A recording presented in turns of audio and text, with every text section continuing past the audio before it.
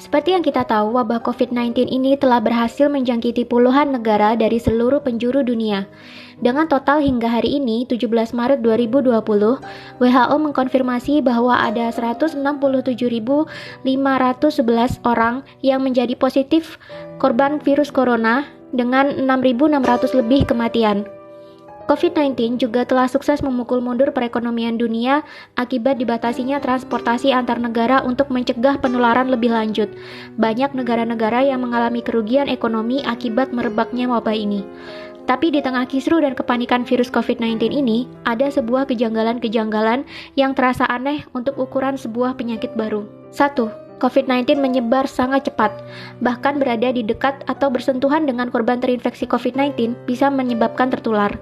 Belum ada setengah tahun, tapi wabah ini sudah menjangkiti puluhan negara di seluruh dunia dengan total korban mencapai ratusan ribu jiwa.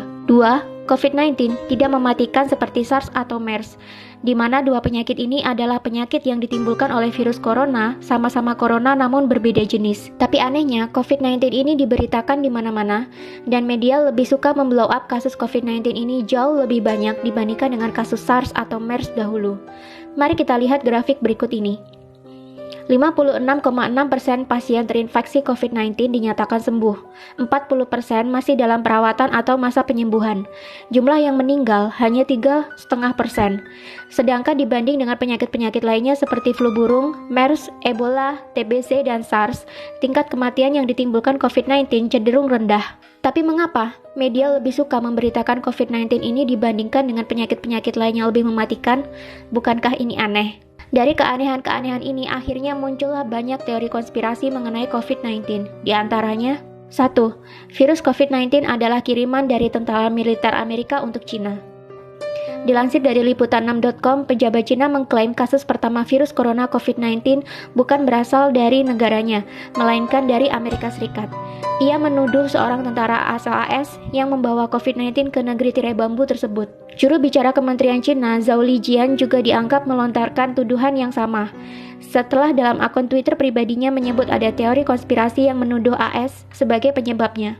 Merebaknya virus COVID-19 pertama kali di Cina tepat setelah terjadinya perang dagang antara Cina dengan Amerika dimulai. Dalam perang dagang itu diprediksikan Amerika Serikat akan kalah atas Cina. Dan sempat diprediksi jika Cina memerankan perang dagang terhadap Amerika Serikat, maka ke depan kiblat ekonomi bukan lagi ke Amerika Serikat, melainkan ke Cina. Meski demikian, tuduhan pejabat Cina ke Amerika Serikat ini tidak disertai dengan bukti apapun.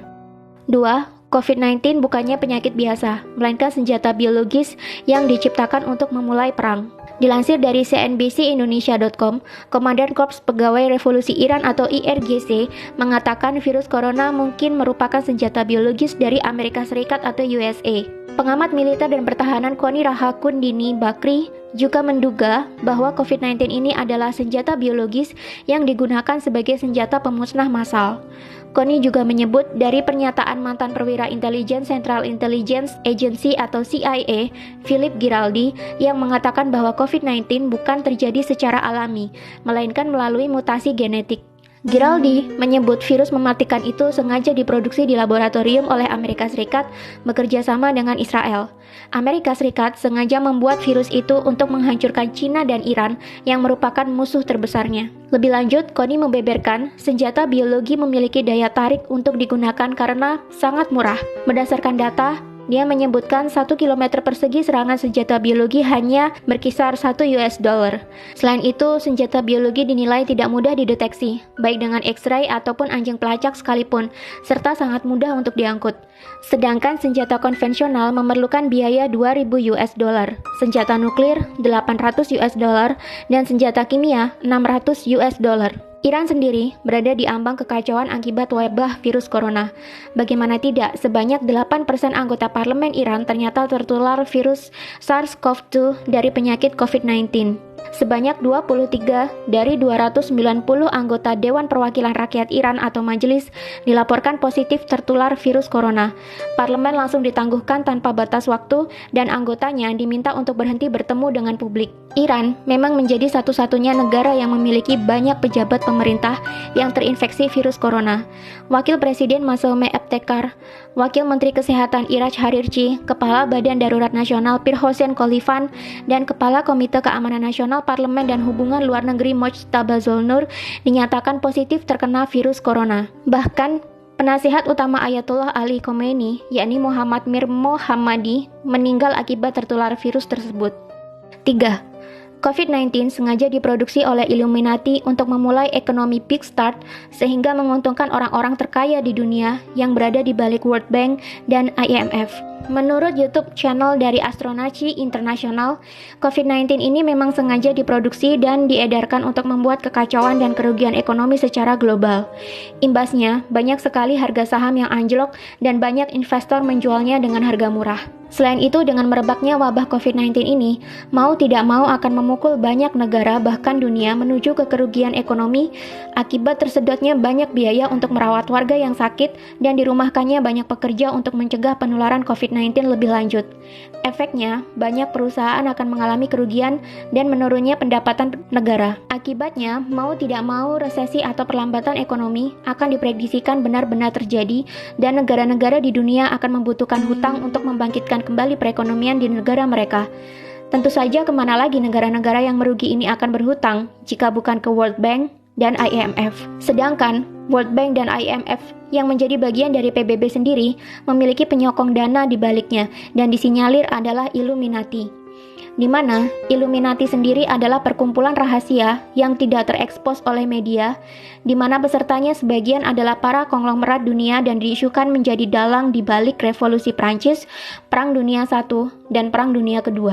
Selain mendapatkan banyak keuntungan dari bunga pinjaman, Illuminati juga disinyalir akan mendapatkan banyak keuntungan dari harga-harga saham yang jatuh, di mana mereka bisa membelinya sekarang dengan harga yang murah dan menjualnya kembali saat harga sudah tinggi, yakni ketika perekonomian global telah kembali pulih. Bagi penganut teori konspirasi, sudah tidak asing lagi bahwa Illuminati adalah sebuah organisasi rahasia yang berisikan anggota dari beragam profesi, mulai dari petinggi negara, konglomerat-konglomerat terkaya di dunia, hingga artis-artis kelas dunia. Tujuan dibuatnya Illuminati ini tentu saja untuk menyejahterakan kepentingan-kepentingan anggotanya dan menguntungkan orang-orang di dalamnya. Konspirasi terbesar adalah membuat dunia menjadi satu tatanan baru atau New World Order, di mana nantinya di dunia ini semua negara dan wilayah akan berada di bawah satu komando atau kepemimpinan.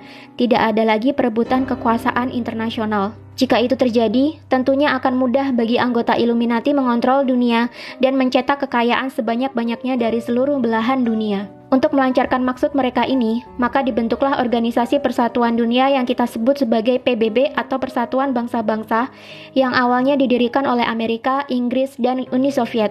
PBB sendiri memiliki beberapa suborganisasi lebih kecil di antaranya World Bank dan IMF yang mengurus segala hal berkaitan dengan perekonomian dan perputaran uang di dunia.